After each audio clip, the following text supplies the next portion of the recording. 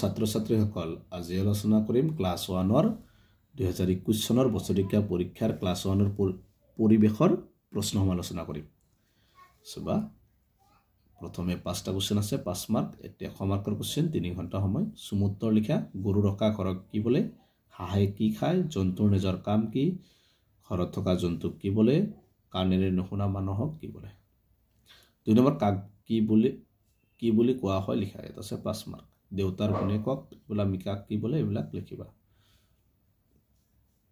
3 number খালি ঠেইপুৰ কৰা হহাপু দেশত বাস কৰে এটা আছে 5 মাৰ্ক পূবফালে দেশ উদয় হয় সূৰ্য উদয় হয় এনেকৈ বাকিটা লিখিবা 4 নম্বৰ বানানবোৰ উলট পালটকৈ দিয়া আছে শুদ্ধৰাই লিখা এটা আছে 10 মাৰ্ক উলট পালটকৈ দিয়া আছে শুদ্ধকৈ লিখিবা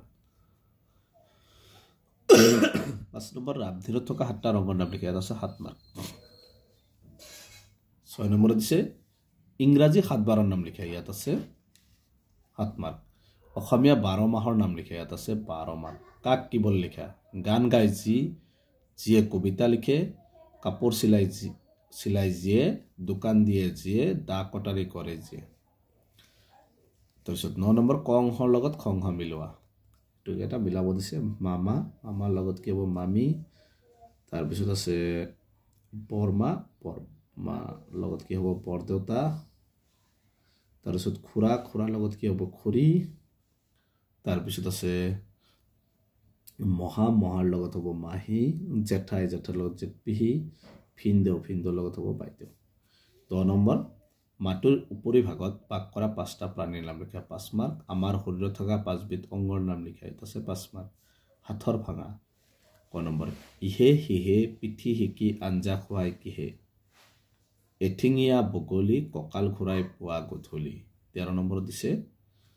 3টা বাকলি থকা মাছৰ নাম লিখা 3 মাৰ্ক 5বিধ শাক-পাচলিৰ নাম লিখা 5 মাৰ্ক